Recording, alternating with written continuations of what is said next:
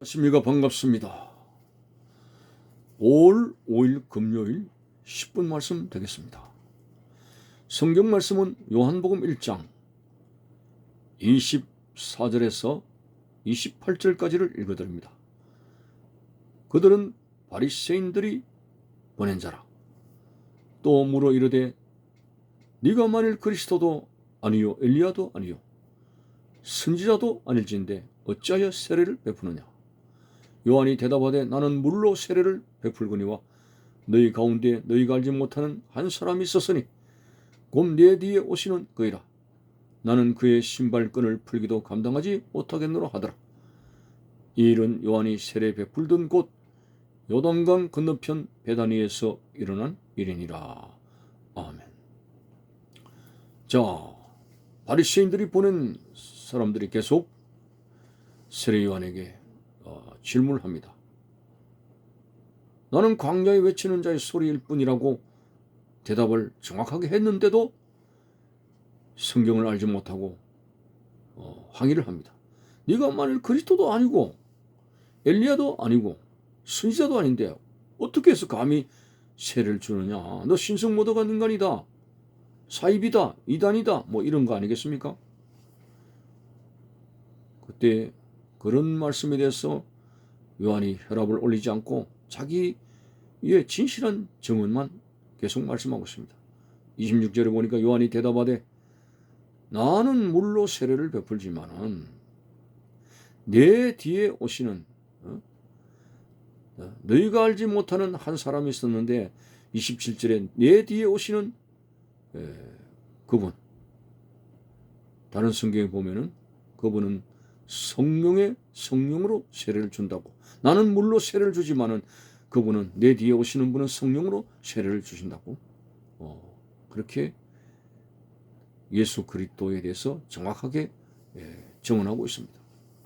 그리고 자꾸 세례 요한에 대해서 갸우뚱거리며 혹시나 큰 인물이 아닌가 이렇게 보게 될 때 세례 요한은 분명히 말합니다. 나는 그의 신발끈을 풀기도 감당하지 못하겠노라. 자기 자신의 예수님과 비교하지 말라는 겁니다. 어떻게 세례 주는 문제를 가지고 마치 그리스도라고 엿보는 그런 생각을 하느냐. 너는 신발끈을 풀기도 감당하지 못한다. 이런 말을 하고 있습니다. 참으로 세례 요한은 예수 그리스도를 증언하는 일에 모든 삶을 다 바쳤습니다. 그분은 SNF파 그런 사람으로서 광야에서 참으로 검역하며 그가 메뚜기와 석청을 먹고 가죽 트롯을 입었더라는 그의 삶을 우리가 엿볼 수 있는 것은 그가 세상의 어떤 가치관을 가지고 돈을 탐하고 금을 탐하고 그런 그 흔적이 없습니다. 자연 그대로 메뚜기와 석청을 먹고 먹는 것을 탐하는 생활이 아닙니다. 참으로 검역적이고 그저 짐승의 낙타 트롯을 입는 자연 그대로 청빈한 모습을 사는 SNF파에 속한 바로 세례 요한. 자, 그래서 우리는 세례 요한을 예수님께서 이렇게 증언한 말씀을 기억납니다. 여자가 낳은 아이 중에서 세례 요한보다 큰 이가 없다. 물론 이제 세례 요한이가 나중에 실족하는 모습도 나오기는 합니다만 어쨌든 참 대단한 인물이 아닐 수가 없습니다. 왜? 예수 그리스도, 메시아 되신 예수 그리스도가 이 땅에 오셨다고 나팔을 부는 광야에서 외치는 소리의 사명을 감당하는 그 세례 요한. 오늘 증언을 확실히 하고 있습니다. 그렇습니다. 우리는 주님께서 이런 말씀을 하신 것을 기억합니다. 너희들은 무엇을 먹을까 입을까 마실까 염려하지 말라. 저 공중에 나는 새를 보라. 저들은 심지도 않고 거두지도 아니하되 천국에서 먹이시고 기르신다고 했습니다. 하물며 너희일까 보냐. 먼저 너희는 그 나라와 의를 구하라고 했습니다. 그렇습니다. 그 나라와 의가 뭡니까? 하나님의 나라죠. 하나님의 의를 말하는 거죠. 오늘 우리는 틀려야 됩니다. 삶의 의식 구조가 틀려야 됩니다. 세상 사람들처럼 많은 검열을 받고 뭘 먹을까 입을까 마실까에 총체적으로 생각을 하며 좀 더 나은 음식, 좀 더 나은 집, 좋은 차, 이런 것이 그들의 삶을 다 차지하고 있는 비중도입니다. 그렇지만은 오늘 삶의 본질을 깨닫고 살아가는 우리 그리스도인들은 하나님 나라와 의를 구하는 생활이 되어야 되는데, 그것이 바로 세례요한처럼 그리스도를 증거하고 마지막 때에 우리에게 구원의 길을 주신 하나님의 위대한 사랑과 예수 그리스도의 십자가의 복음을 증언하는 삶을 사는 것이 오늘 택한 백성으로서의 중요한 본분이 되는 것입니다.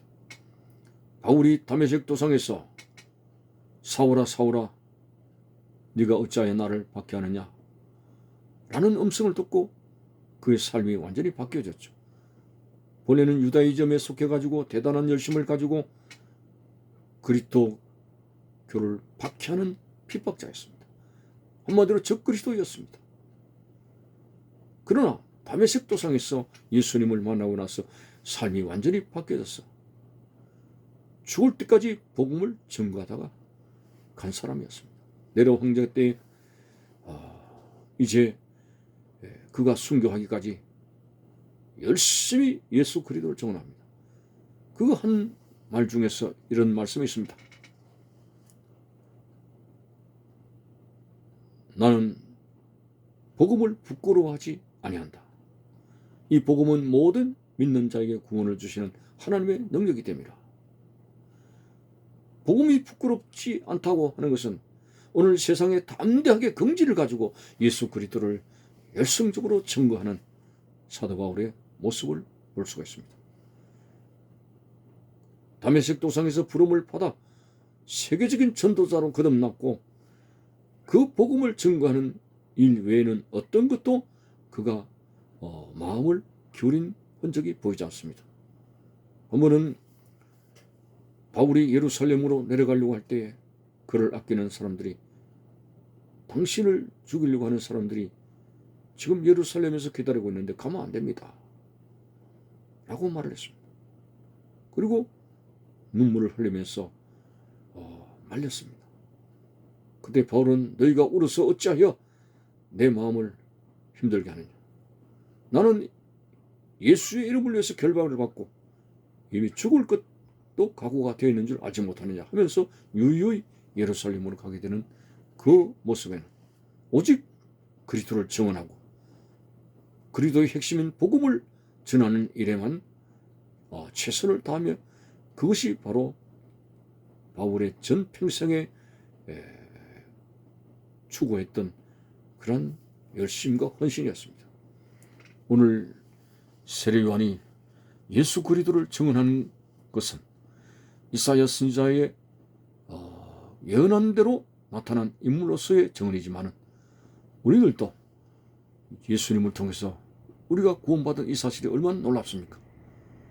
율법을 지킬 수 없는 타락한 오늘 말세의 사람들, 이제는 예수님은 믿기만 하면 의로워지고 구원받게 된다는 이 소식을 급히 전해야 되는 것이, 그래 한 사람이라도 더 생명에 나오도록 구원에 이르도록 그리스도를 증언하고 복음의 핵심을 증언하는 것이 바로 오늘 우리가 해야 될 중요한 본분의 하나입니다.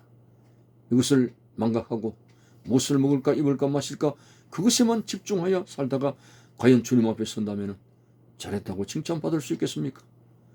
너희는 이 세대를 본받지 말고 너희를 향하신 하나님의 뜻이 무엇인지 분별하도록 하라고 하였는데, 오늘 그 하나님의 뜻 중에 가장 소중한 것이 바로 그리스도를 증언하는 일입니다.